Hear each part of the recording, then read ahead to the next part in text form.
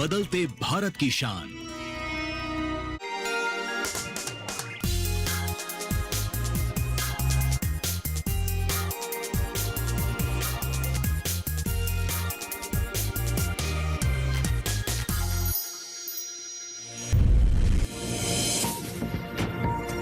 मध्य प्रदेश के इंदौर में ब्रिक्स कृषि सम्मेलन में विशेषज्ञों का मंथन, खाद्य सुरक्षा, किसान कल्याण से लेकर कृषि नवाचार पर चर्चा, एआई, डिजिटल कृषि और स्मार्ट फार्मिंग पर भी विचार।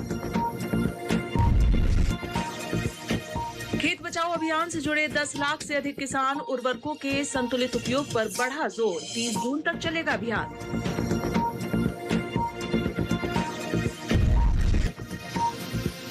और देश के खाद्य प्रसंस्करण क्षेत्र में उत्साहजनक उछाल, 7 साल में 7% का इजाफा, किसानों की आय में सुधार की बड़ी उम्मीद।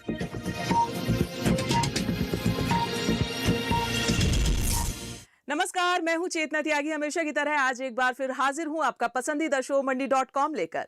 मंडी.com में आप किसान भाई बहनों के लिए जरूरी खबरों के साथ खेती के सिकंदर में शानदार प्रोडक्ट कहानी के अलावा इस सप्ताह जरूरी कमोडिटीज के भाव भी हम आपको बताएंगे। सबसे पहले देख लेते हैं कि इस सप्ताह जरूरी कमोडिटीज के भाव क्या रहे हैं, कहां तेजी देखने को मिल रही है और कहां कमजोरी दिख रही है। एक नजर डाल लेते हैं एनसीडीएक्स हाजिर भाव पर।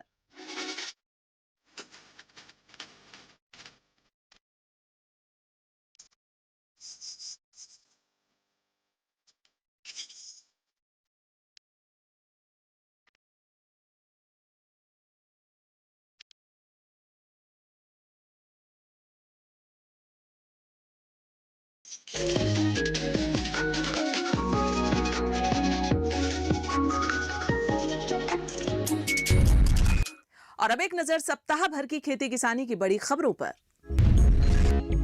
खेत बचाओ अभियान के माध्यम से देश भर में संतुलित उर्वरक उपयोग, मृदा स्वास्थ्य संरक्षण और टिकाऊ कृषि पद्धतियों को बढ़ावा देने के लिए जन जागरूकता अभियान जारी है। अभियान को किसानों का व्यापक समर्थन मिल रहा है और देश भर में करीब 10 लाख से अधिक किसानों को विभिन्न कार्यक्रमों के माध्यम से इससे जोड़ा जा चुका है। किसानों को खाद के संतुलित उपयोग, मिट्टी परीक्षण आधारित पोषक तत्व प्रबंधन और वैज्ञानिक खेती की तकनीकों की जानकारी दी गई है।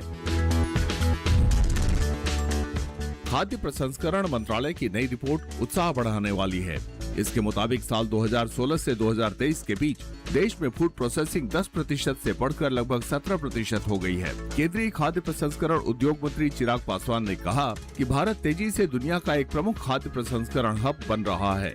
केंद्रीय मंत्री के अनुसार खाद्य प्रसंस्करण कृषि और समृद्धि के बीच एक पुल है। उन्होंने कहा कि इसमें रोजगार पैदा करने, फसल कटाई के बाद होने वाले नुकसान को कम करने, किसानों की आय बढ़ाने और खाद्य सुरक्षा को मजबूत करने की अपार क्षमता है। केंद्र सरकार की प्रधानमंत्री सूक्ष्म खाद्य प्रसंस्करण उद्यम योजना में बिहार देश का नंबर 1 राज्य बन गया है। अब तक बिहार में 31,735 सूक्ष्म उद्यमों की योजना का लाभ मिला है, जो किसी भी अन्य राज्य से ज्यादा है। मखाना और लीची जैसे स्थानीय उत्पादों पर आधारित प्रसंस्करण क्लस्टर बनाने से बिहार को बड़ा फायदा हुआ है। पटना जिले में सबसे ज्यादा 2,594 उद्यमों को सहायता मिली है। मखाना प्रसंस्करण दरभंगा, मधुबनी, सहरसा आदि जिलों में और लीची प्रसंस्करण मुजफ्फरपुर, पूर्वी चंपारण में केंद्रित है। इस योजना से स्थानीय स्तर पर रोजगार बढ़ रहा है। खरीफ 2026 सीजन के दौरान किसानों के बीच ऑर्गेनिक खाद की मांग में बढ़ोतरी दर्ज की गई है। केंद्र सरकार के मुताबिक इस सीजन में अब तक किसानों ने 11.17 लाख टन ऑर्गेनिक खाद खरीदी है, जबकि पिछले साल इसी अवधि में ये आंकड़ा 3.2 लाख टन था। सरकार का मानना है कि ये बदलाव खेती में पोषण प्रबंधन के नए तरीके अपनाने और रासायनिक उर्वरकों पर निर्भरता धीरे धीरे कम होने का संकेत है। छत्तीसगढ़ की सरकार ने किसानों की आय बढ़ाने, फसल विविधीकरण को प्रोत्साहित करने और धान पर अत्यधिक निर्भरता कम करने के उद्देश्य से खरीफ 2026 से कृषक उन्नति योजना के नवीन स्वरूप को मंजूरी दी है। इस महत्वपूर्ण निर्णय के तहत धान के स्थान पर अन्य खरीफ फसलों की खेती करने वाले किसानों को प्रति एकड़ 15,000 रुपए की आर्थिक सहायता दी जाएगी। सरकार का मानना है कि प्रदेश में लंबे समय से धान आधारित खेती का दबाव बढ़ने से जल संसाधनों पर असर पड़ रहा है। अगर इरादे नेक हों और किसानों की जिंदगी बेहतर करने की तमन्ना हो तो कोई भी बाधाएं रोक नहीं सकती। आज इस पर हम विस्तार से चर्चा करेंगे, लेकिन पहले रुकेंगे यहाँ एक छोटे से ब्रेक के लिए। ब्रेक से वापस लौटने के बाद आपको पूरी जानकारी देंगे।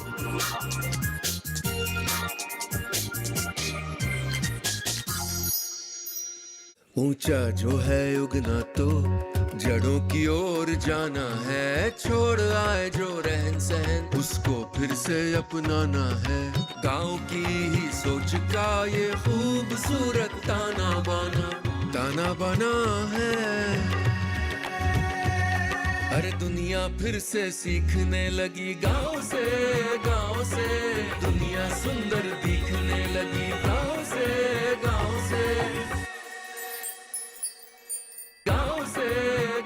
देखिए गांव से सोमवार से गुरुवार रात 9 बजे दूरदर्शन किसान पर।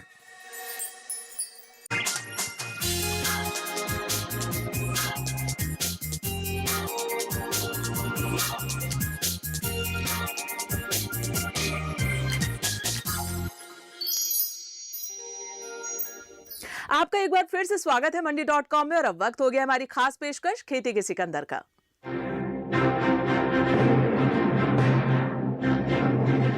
मध्य प्रदेश के हरदा जिले में एक किसान उत्पादक संगठन के गठन की कहानी जहां अनोखी है, वहीं प्रेरणा देने वाली भी है। आज मंडी.com की इस रिपोर्ट में हम विस्तार से चर्चा करेंगे।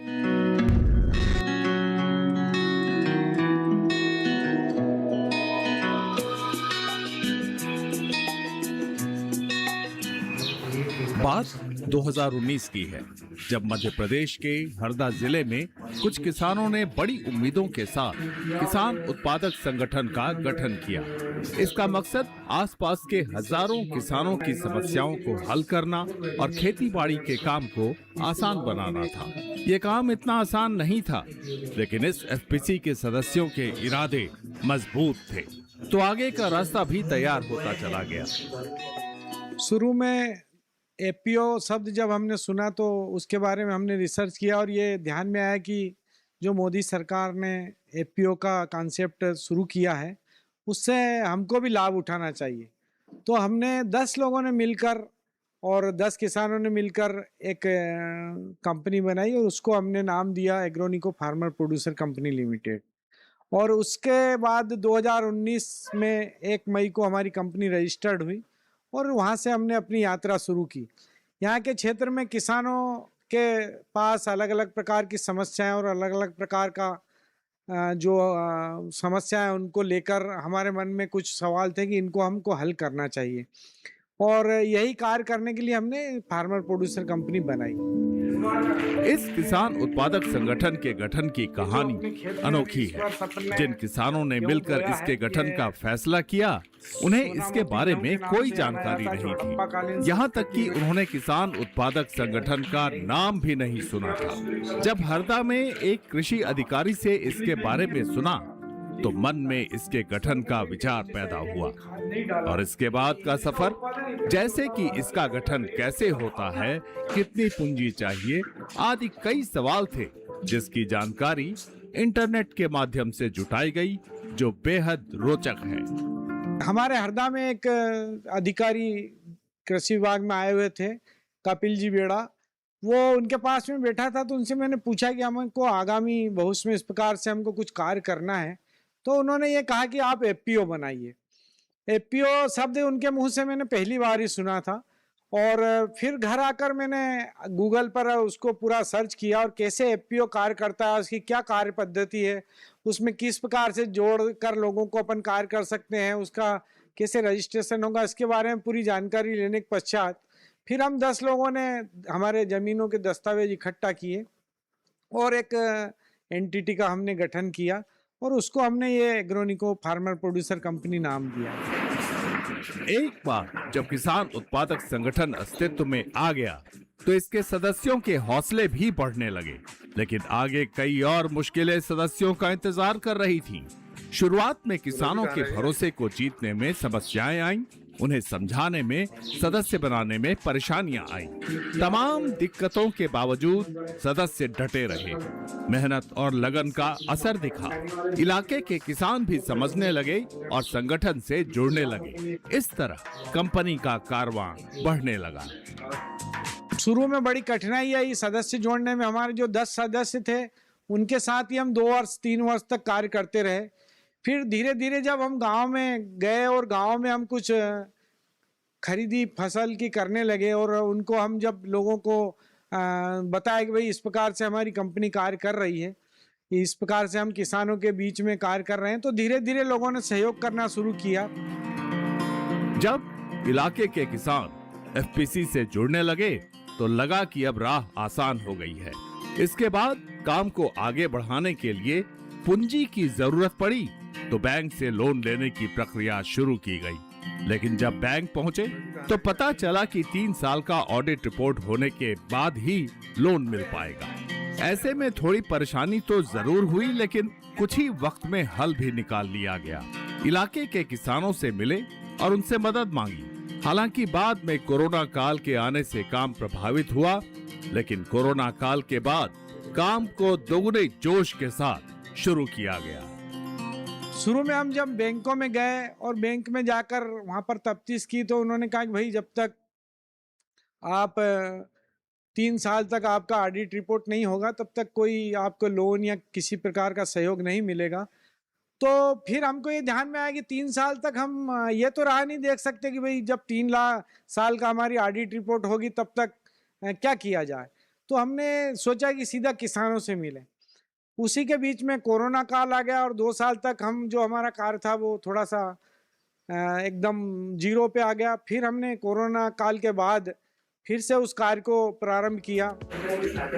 कंपनी के पास इनपुट शॉप भी है जहां से किसानों को पेस्टिसाइड और बीज की बिक्री की जाती है। यहाँ खास बात यह है कि इनकी दर बाजार के मुकाबले कम होती है। इससे इलाके के किसानों को अच्छा फायदा मिल जाता है और दूसरी परेशानियों से भी निजात मिल जाती है। जैसे हमने 2022-23 में एक पेस्टिसाइड्स का लाइसेंस लिया था और हमने शॉप चालू की थी। तो जैसे हमारे एफपीओ में 310 फार्मर है तो हम उन्हीं को दवाई भी प्रोवाइड कराते हैं। जैसे हम कंपनी से बल्क में दवाई ले लेते हैं तो कम रेट में मिल जाती है और जो हमारे 310 किसान हैं उनको हम ये दवाई उनके खेतों में डालने के लिए देते हैं तो उनको मार्केट से 20 से 25% डिस्काउंट में मिल जाती है। गांव में ही बीज और कीटनाशक की उपलब्धता से जहां खेती बाड़ी का काम आसान हो जाता है, वहीं फसल तैयार होने के बाद उसे बेचने की समस्या का भी अब सामना नहीं करना पड़ता। यहाँ किसानों के घरों से ही अनाज की खरीद कर ली जाती है और उन्हें बेहतर कीमत दी जाती है।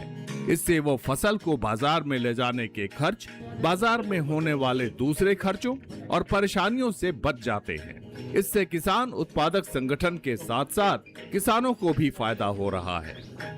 सर, किसान फसल जैसे पहले मंडियों में लेके आता था तो उसको समय ज़्यादा लगता है, उसको लेके आने में उसका ट्रांसपोर्टिंग का खर्चा लगता है।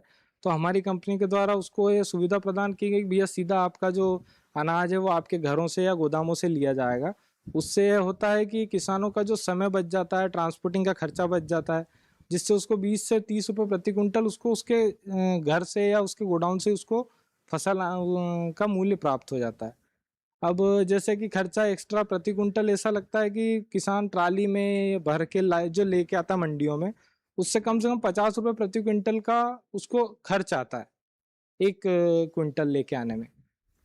अब तक हमने आपको बताया कि कैसे किसान उत्पादक संगठन सीमित संसाधन के बावजूद सराहनीय काम कर रहा है। लेकिन यहाँ वक्त हो गया एक छोटे से ब्रेक का। ब्रेक से जब वापस आएंगे तो आपको दिखाएंगे कि बाजार में बेहतर भाव के लिए कौन से कदम से फायदा मिला।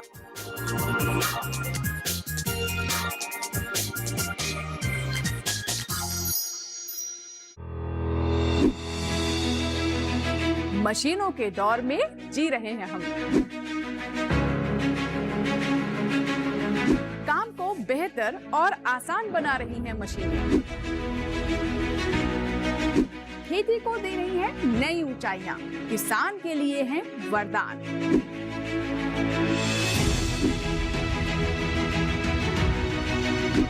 मशीनरी पर आधारित देखिए हाईटेक खेती शनिवार शाम 7 बजे, पुनः प्रसारण रविवार सुबह 7 बजे, सिर्फ दूरदर्शन किसान पर।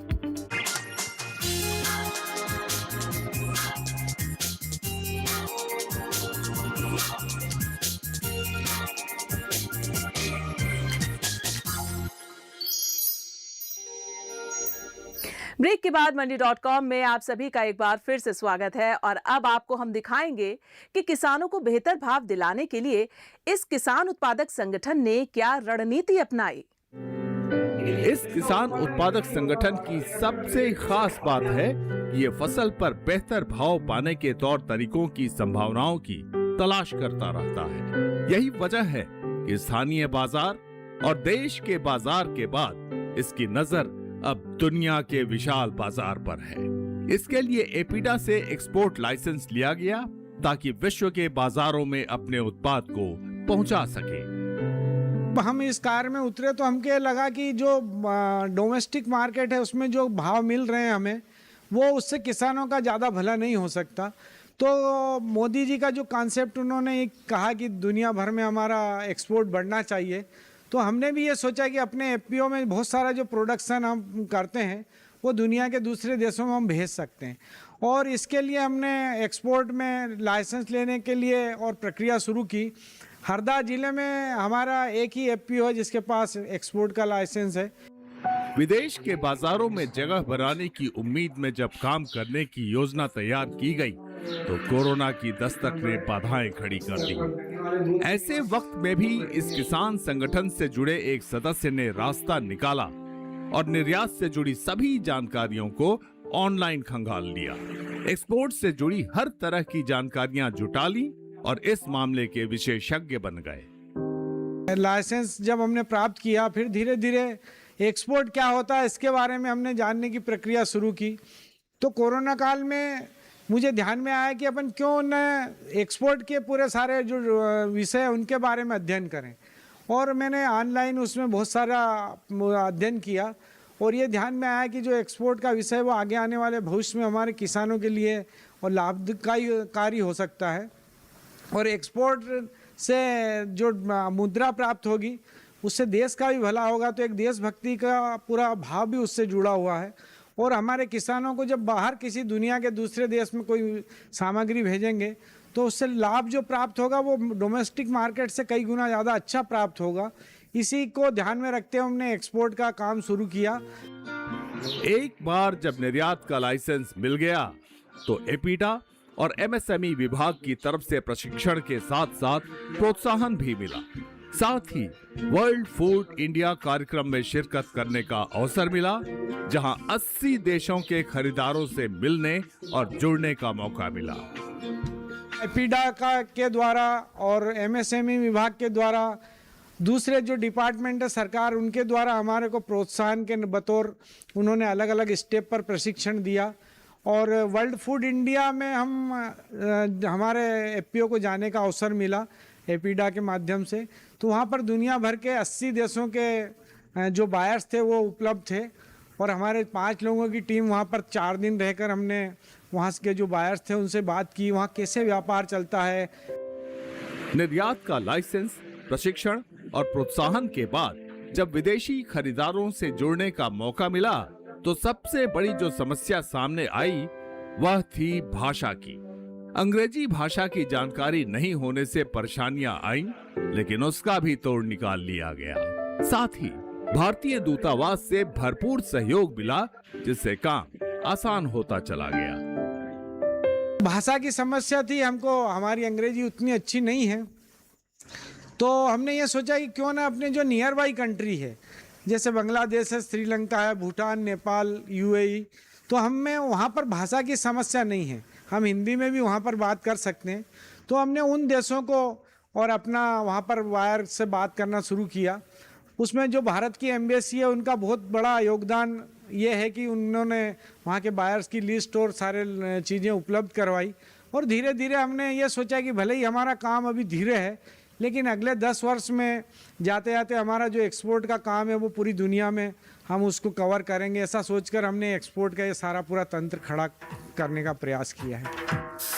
निर्यात के साथ साथ देश के बाजारों में भी समान रूप से पकड़ बनाने की योजना तैयार की गई।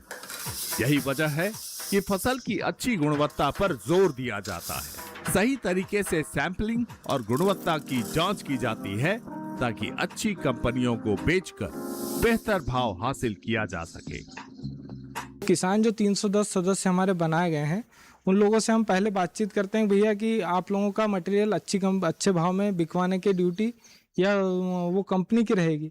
तो हम लोग उसके पास से मटेरियल उठा के सैम्पलिंग करते हैं। पहले हमारी कंपनी की जो लैब बना रखी है हम लोगों ने एक छोटी सी, उसमें हम उसको सैंपल को टेस्ट करके फिर कंपनियां जो भी खरीदना चाहती हैं उनको सैंपलिंग देते हैं। तो जैसे अगर वहाँ सैंपल पास हो जाता है तो सैंपल पास होने के बाद किसान के पास से मटेरियल ले जाके उन कंपनियों के गोडाउन से या गोदामों में सप्लाई दे दिया जाता है। ट्रेड लाइसेंस और ट्रेडमार्क का लाइसेंस मिलने से इस किसान उत्पादक संगठन के विकास की रफ्तार तेज हो गई है। इस इलाके में चना, मूंग, गेहूं, सोयाबीन और चिया सीड का उत्पादन होता है, जिसे प्रोसेस कर छोटे छोटे पैकेट में बेचने की योजना तैयार की गई है। इन उत्पादों को स्थानीय बाजार के साथ ई कॉमर्स प्लेटफॉर्म पर भी बेचा जाएगा।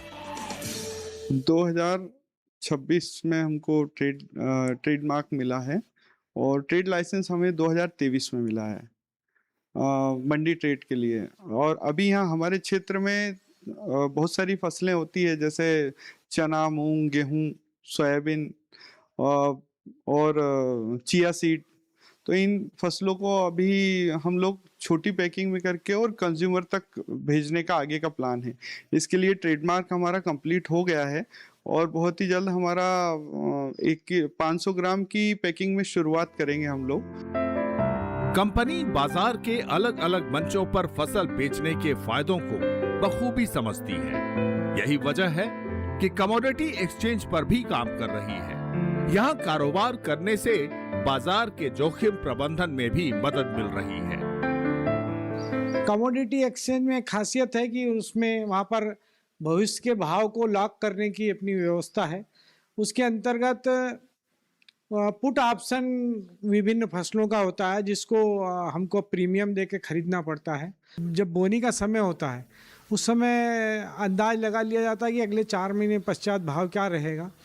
तो उसकी जो पुट ऑप्शन होता है वो पुट ऑप्शन खरीद लिया जाता है, ताकि अगर मान लीजिए भाव ऊपर जाए तब तो आप बाज़ार में बेच सकते हैं, और अगर भाव नीचे जाता है तो उसकी जो भरपाई है तो उसको वो जो हमने प्रीमियम दिया है वो प्रीमियम से उसकी भरपाई हो जाती है।